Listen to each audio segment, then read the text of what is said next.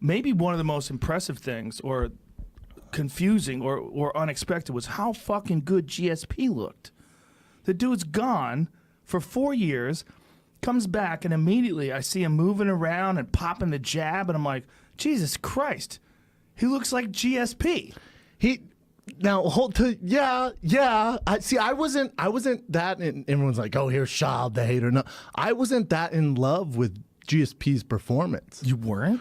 I thought he looked good. I thought he looked heavy. I didn't think he looked as, obviously he put on some pounds. He was thick. He was thick, like Three Musketeer thick. Yeah. I thought he put on some pounds, and his cardio wasn't that great. And he had cardio for days before. Yeah, he definitely was suffering a little bit because of that, and also it has to be a big factor. 4 years off, just the nerves and all that jazz. Huge factor. And the struggle to hold Bisping down. Bisping's fucking hard, and honestly, taking him down was one of the worst things that could have happened. He got cut the fuck up. Bisping didn't work down there. Yeah. And what I was worried if it went to decision, I thought Bisping's actually winning, even though GSP got him down for that portion. If the hopefully the judges see that Bisping's doing the damage down there. Oh, for sure. That should count in their eyes. I agree 100%. The only time that's ever really counted, though, in a fight is Kevin Randleman versus Boss Rutten. Remember? Kevin Randleman took Boss Rutten down, but Boss Rutten was beating the shit out of him from the bottom, and Randleman didn't do anything. But a lot of people were super outraged after that decision.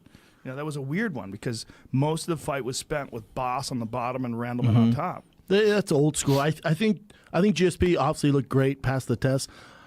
I always look what's next. I thought Bisping was super hesitant because for this reason they trained earlier, right? They trained in 2008, and I guess 2006, so a while ago. I guess GSP just kind of mopped the floor with him, kind of did whatever he wanted. So then I think GSP's camp and their thinking was, all right, middleweight's really not where we should be at, but Bisping's kind of easy pickings for us. We might as well go get the belt from him if we're going to do this big comeback. So I think he thought it was a good matchup, and I think because they trained prior, that wasn't normal Bisping. Bisping pushes the pace. I think he was so worried about the takedown, rightfully so. I don't think that Bisping didn't look great to me either. No, he looked very super hesitant and stiff, and he looked like Father Time was like, "Yo, man, tonight's your night."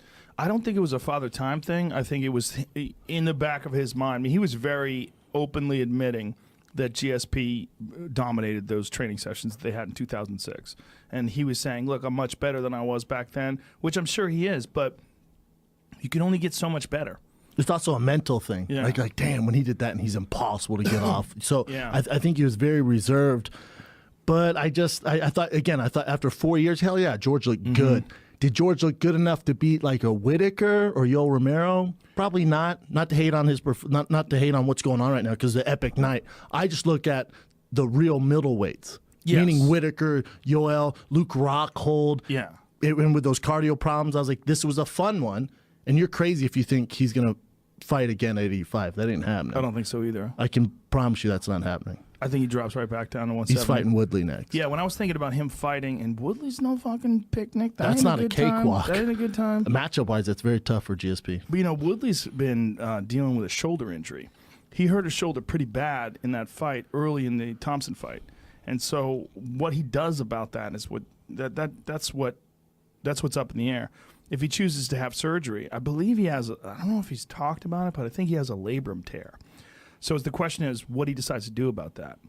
I heard him say about Colby Covington, we should talk about him. He's killing me lately, but in a good way. But he was saying, he goes, yeah, my shoulder's messed up, but it's good enough where I could whoop Colby's ass. Now, is it good enough to whoop GSP? Probably not. But Whitaker's out too. Yeah. If Whitaker's almost back. If they do another interim belt at welterweight, I'm gonna bust. I'm gonna freak out. If there's more interim belts, I'm gonna freak the fuck out. If they do it, who would they do? Well, if Woodley has to do surgery and then GSP's like, Wonder I'm Boy not versus fighting. Covington. Oh my god. Or GSP versus someone down there. GSP versus someone would get a lot of press. Yep. They think they got over 1 million pay-per-view buys Saturday night. I hope so.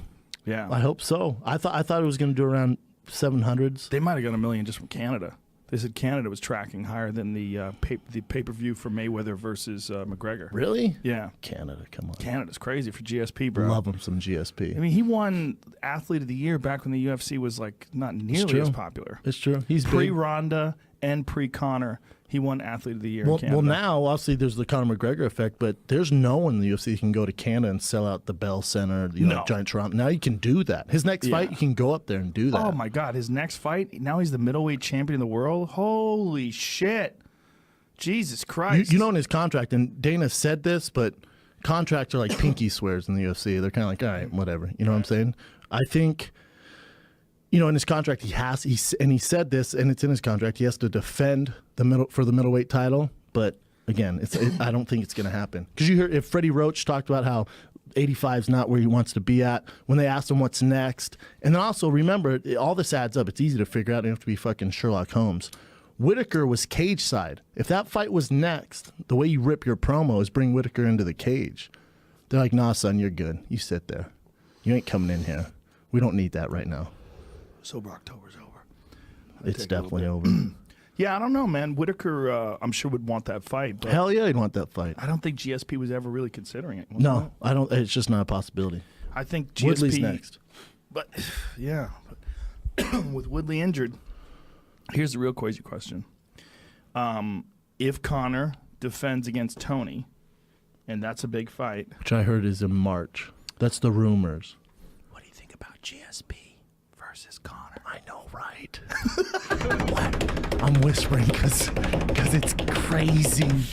A lot of things have to happen in order for that to line up. So Conor would have to beat Tony, lose a shitload of weight, which I think he's down to do. He was a gorilla. When I interviewed him at the weigh-ins and I put my arm on him, I was like, He's too what thick, in the though. fuck, dude? He's giant Yeah, now. but it's too much. It was just too much. It was like huge. Yeah. It's just He's way bigger. Like, he looked like 200 plus pounds when he got into his the frame's octagon. so much bigger than Conor. Yes. But just the magnitude of that fight, they do it at a catch weight. That's a super fight. When we talk about super fights, now that's Yeah. a motherfucking super fight. It would have to be at 170, but if they did do it at 170, Conor would have to get through Tony.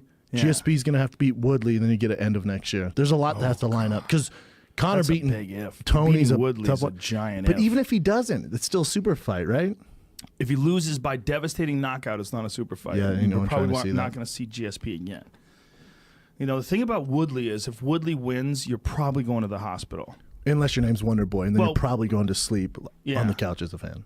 Well, Wonder Boy fight at least went to decision, but there was moments in that fight where it looked like Wonder Boy was going out. Hell yeah. I mean, Woodley puts people excuse me. Woodley puts people to sleep. I mean, he hits fucking hard. But here's the question: like, how much damage has been done to his shoulder, and what needs to be? I mean, it's a labrum tear, whatever sort of a tear it is. Can it be fixed with stem cells? Can it be fixed with rehab, or is it damaged to the point where he's going to need surgery? Because if he does, he's likely out a year. That's what Kane had. Kane had labrum surgery. He was Correct. out for a year. It's a rough one too to It's a come rough back one. from. Yeah, it's not an easy road back, and especially, excuse me, if you're someone who has that wild punching style like Woodley, think about how much fucking torque that guy puts in his punches. And he might be the heaviest hitter in the history of the 170-pound division. You watch that fight with Josh Koscheck, or watch that fight with Jay Heron, dude, he hits. When Anthony Johnson was cutting to 70, That's he begs to differ. That's different. He had no business being down there. Yeah.